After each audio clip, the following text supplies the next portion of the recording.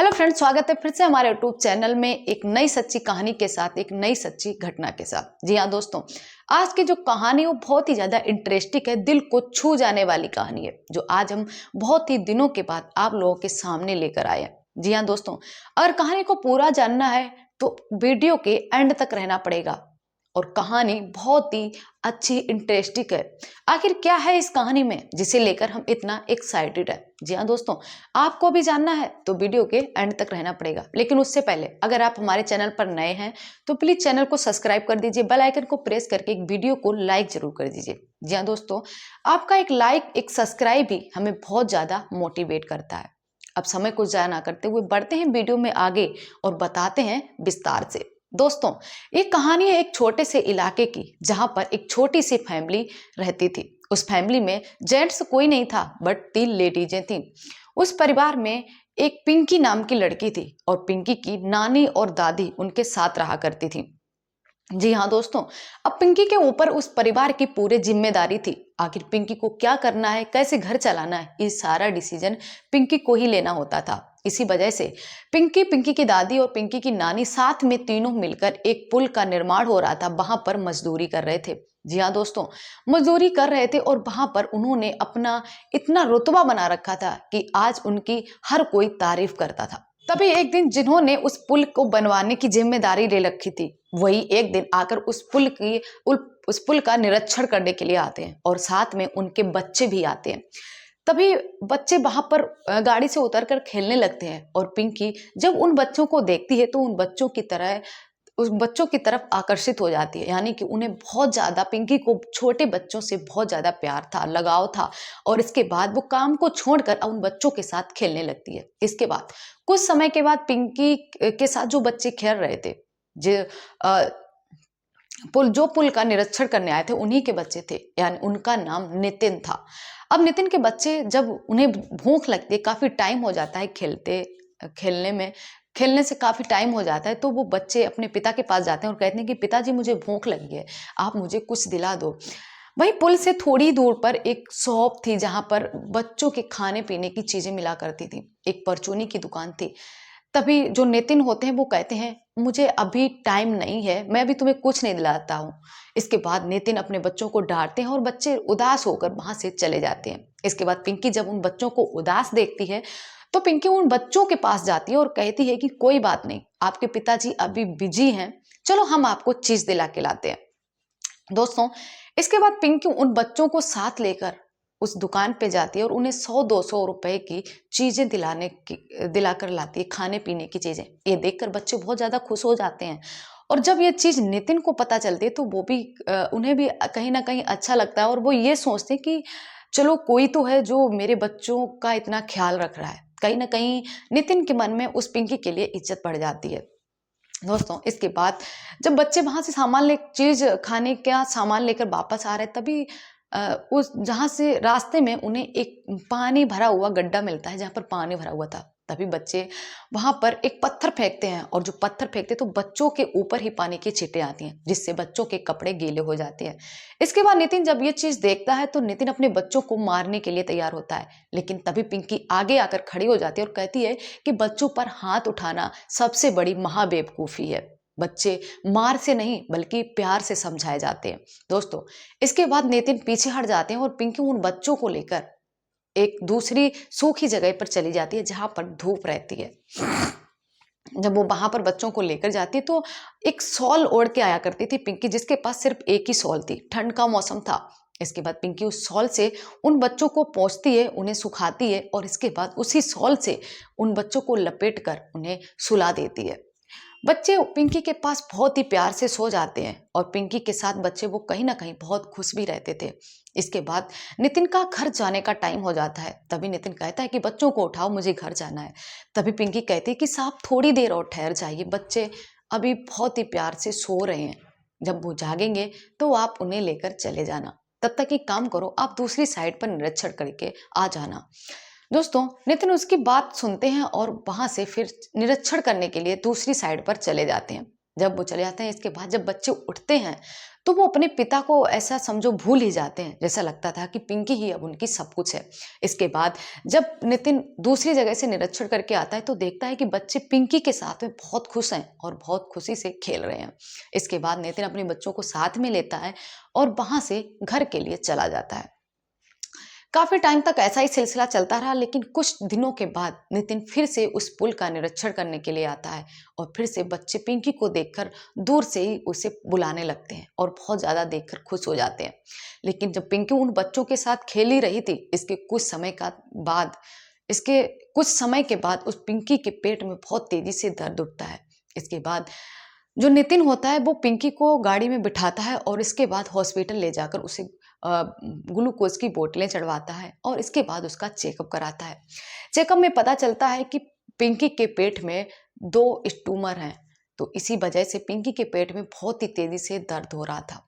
लेकिन जब डॉक्टर से सलाह मशवरा लेते हैं तो डॉक्टर कहते हैं कि अगर हम इनका चीरा लगाकर ऑपरेशन करेंगे तो 10-20 हज़ार में ठीक हो जाएगा, अगर हम दूरबीन से ऑपरेशन करेंगे तो कम से कम 50-60 हज़ार का खर्चा आएगा। तभी ये सुनकर पिंकी की जो दादी और माँ होती हैं वो बहुत ज़्यादा परेशान हो जाती हैं। वो कहती हैं कि इतना पैसा मेरे पास नहीं है। दोस्तों, उस समय पिंकी की माँ के पास सिर्फ 500 रुपए थे जो वो किसी से मांग कर लेके आई थी। इसके बाद वो बहुत ज़्यादा परेशान हो जाती हैं, रोने लगती हैं और कहती हैं कि शायद अब मेरी बेटी नहीं बच पाएगी, अब हमारे परिवार का यानी कि मेरा ख्याल कौन रखेगा। दोस्तों, इसके बाद नितिन जो था वो उन्हें तसल्ली दिलाता है और कहता है कि तुम टेंशन मत लो, पिंकी ठीक हो जाएगी। तभी नितिन डॉक्टर से कहता है कि तुम उसके इलाज की तैयारी करो, पैसे का खर्चा हम करेंगे। दोस्तों, उस टाइम ऑपरेशन करने के लिए डॉक्टर मना कर देता है और कुछ दवाइयां देता है, जिससे कहता है कि पहले ये दवाइयां खाओ, अगर इससे आराम मिलता है तो ऑपरेशन करने की जरूरत नहीं पड़ेगी। दोस्तों, इसके बाद नितिन वहां दवाई दिलाने के बाद वहां से छुट्टी करा के उन्हें घर पर छोड़ देता है।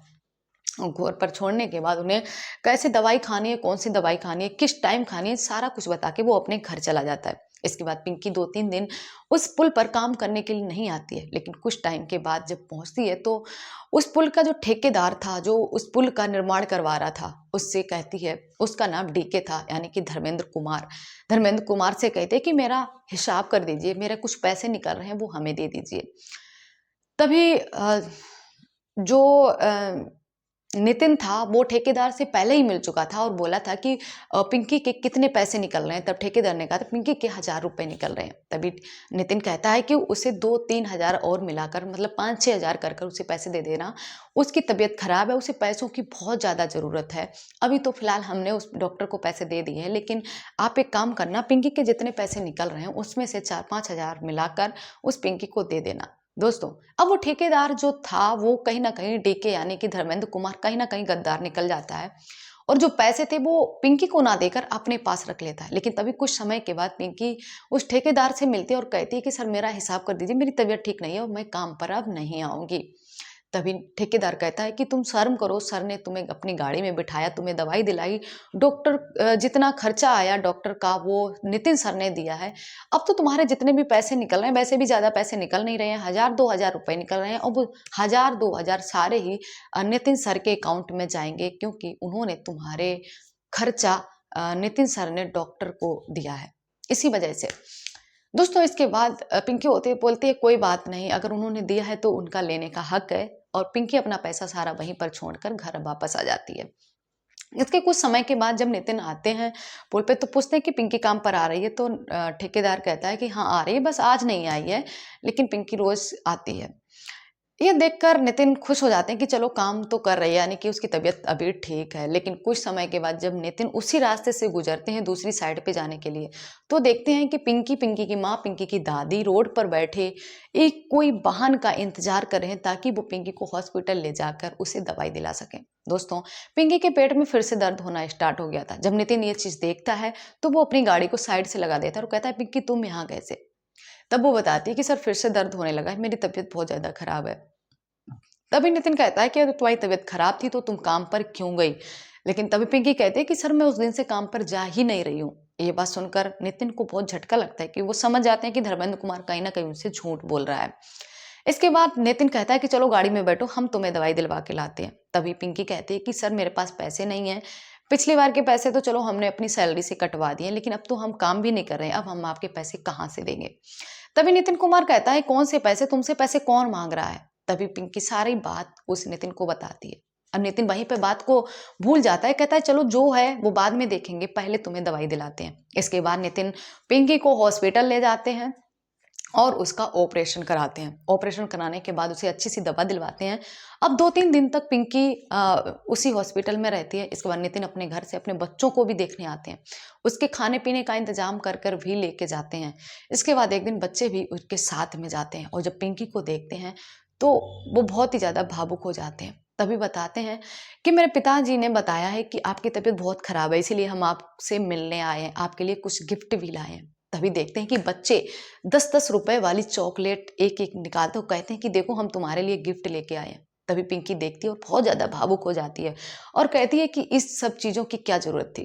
तो कहती है कि आप हमारी माँ जैसी हो, यानी कि आप मेरी माँ हो और मेरा हक बनता है कि हम आपके लिए कुछ करें। तभी नितिन देखता है तो कहता है अगर तुम्हें कुछ लाना ही था तो तुम मुझे बताते, हम कुछ अच्छी चीज़ लेके आते, एक चॉकलेट से क्या होता है।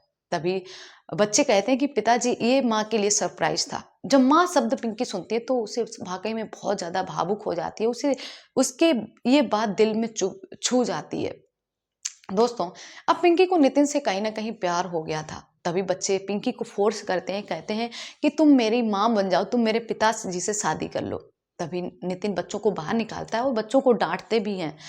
तभी नितिन पिंकी से कहता है कि हम जो मेरे बच्चे बोले उनकी तरफ से हम आपसे माफ़ी मांगते हैं, हालांकि हम आपसे उम्र में बड़े हैं, लेकिन ये चीज़ नाजायज़ है, हम ये चीज़ नहीं कर सकते। लेकिन तभी पिंकी कहीं ना कहीं कहती है कि अगर आप अपनी खुशी के लिए नहीं तो बच्चों की खुशी के लिए ही आप हमसे शादी कर लो। दोस्तों, शादी करने के लिए पिंकी तैयार हो जाती है और इसके बाद 2022 में दोनों ही शादी कर लेते हैं और आज भी वो दोनों ही बहुत ज़्यादा खुश हैं। हंसी खुशी से पिंकी उस घर में रहती है। पिंकी बिल्कुल ठीक हो चुकी थी और उसका ऑपरेशन हो चुका था। दोस्तों, अब पिंकी, पिंकी की माँ, पिंकी की नानी और नितिन का परिवार यानी कि नितिन के बच्चे सभी लोग बहुत ज़्यादा खुश होकर एक साथ एक परिवार में बंद कर रह रहे हैं। दोस्तों, तो ये थी कहानी। कैसी लगी? एक मजदूर, कौन कहता है कि मजदूरों के पास दिल नहीं होता? सच में उस पिंकी ने कुछ ऐसा काम किया था जो वाकई में मेरे दिल को छू गया। ये कहानी सुनकर मुझे बहुत अच्छा लगा, तो हमने सोचा कि क्यों ना ये कहानी हम आप लोगों के साथ भी शेयर करें। तो आपको ये कहानी कैसी लगी हमें कमेंट सेक्शन में ज़रूर बताना। और वीडियो अच्छा लगा हो, अगर मेरी मेहनत पसंद आई हो तो वीडियो को एक लाइक कमेंट जरूर कर देना। अगर आप चैनल पर नए हो सब्सक्राइब जरूर कर देना। दोस्तों, इसके साथ मिलते हैं नेक्स्ट वीडियो में। तब तक के लिए धन्यवाद।